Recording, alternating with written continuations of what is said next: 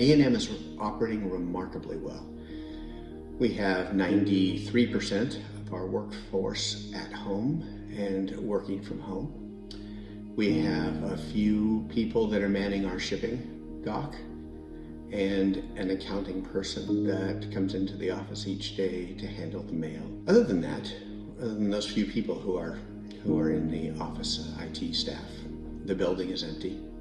The lights are on and nobody's home. And how did we end up being able to operate so effectively in this time of crisis? In order to understand where we are today and how we got here, we have to realize it wasn't by accident. It was because we suffered two major natural disasters that made us realize that even though we thought we were prepared, we were not. First was the Tubbs fire that struck Santa Rosa in 2017. And that fire took out the connectivity of our office. And on that morning, we realized that without our office being connected to the internet, providing everything that needed to happen for all our people up and down the West Coast, there was very little to do. Our sales folks in the field couldn't access customer information. We couldn't process an invoice. We couldn't send an invoice. We couldn't take an order. We realized we had to move to the cloud. So the first thing that we did after that fire and after the immediate aftermath, which took us about 10 days to get shipping again and get receiving again, is that we evaluated what we had on premises that we could move to the cloud.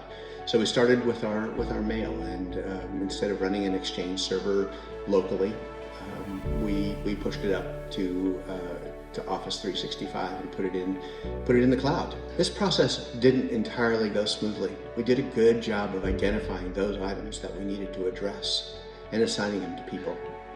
But we're busy, and fire season was a year away. So we didn't think about it much until 2 years later, on another October evening, a fire hit in our area once again and required an evacuation. Towns of Healdsburg and Windsor, both of those towns are under mandatory evacuations right now. So unlike the first fire, this one we had complete access to our email. Our email was there, it was up and running, all was good. And we did a lot of things. We got our data up in the cloud. We were tired of not having our data someplace that we could access it. So we had our data up in the cloud.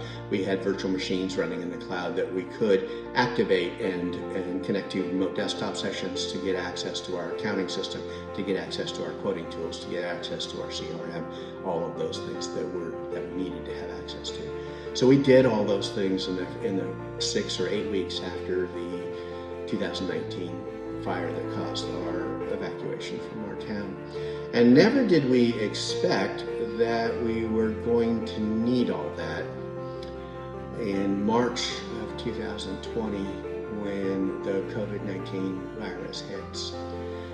And luckily, we were fairly well prepared as a company for this situation. We decided that we were going to operate all of our staff that could from home, and they moved to their homes with ways to access our systems to make them almost as productive as they are sitting at their desks. And whether our employees are in Washington or in Southern California, everywhere in between, we're operating pretty seamlessly. Everything is working remarkably well, I'm proud to say.